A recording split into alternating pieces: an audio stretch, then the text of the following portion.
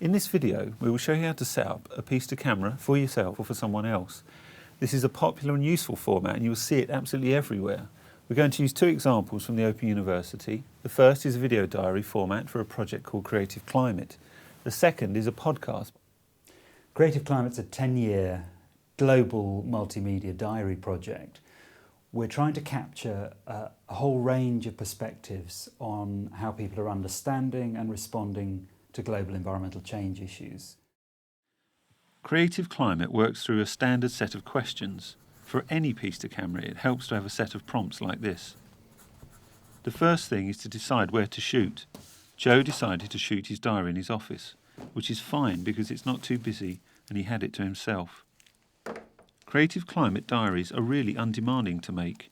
You need just one shot and the focus is on your experience. You don't need the best looking shot in the world. The audio is important and it might have been nice to have a better quality microphone, but he is close to the camcorder and there's little competing background noise. It's a short piece, so you can play it back and redo it if you're not happy. Use something to hold the camera steady. This mini tripod did the job. Even though you don't need something that works on a cinema screen, there are some easy things that you can do to make yourself look good on camera. So once you've checked yourself in the mirror, set up your shot so you're well framed and are illuminated by a good source of light. Either sunlight or artificial lighting are fine. Sometimes strip lights from above can create unflattering shadows, so try to make sure the light isn't all from above. How did I first get into environmental issues? Well, I must have been something of a nature child because my Canadian grandmother sent me a subscription to Ranger Rick magazine. Try to avoid filming with your back directly against a sunlit window, as there's a good chance of silhouetting. Do a test run to see if your visual composition works and make sure you're happy with the shot before progressing. Most camcorders have a flipped screen which you can use to check framing, but don't leave it open for the whole piece as you might find it too distracting. When you're ready, press record and count to 3, answering each of the questions in turn. If everything has gone well and you get through your questions without stumbling, then you can stop the camera and review what you've done. Otherwise, redo it straight away in another take. If you only need to re-record a particular section, then you can edit these clips together with a short transition or a jump cut.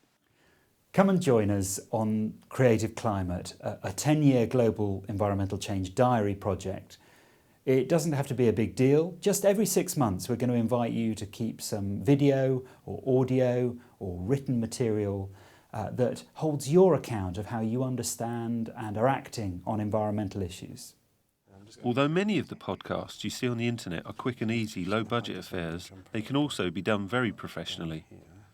If the message you are trying to convey requires high production values, then this example would discuss making a podcast in a professional studio setting.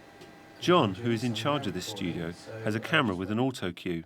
This is a clever piece of technology which allows Julius to look straight to the camera whilst reading a script that he has prepared beforehand.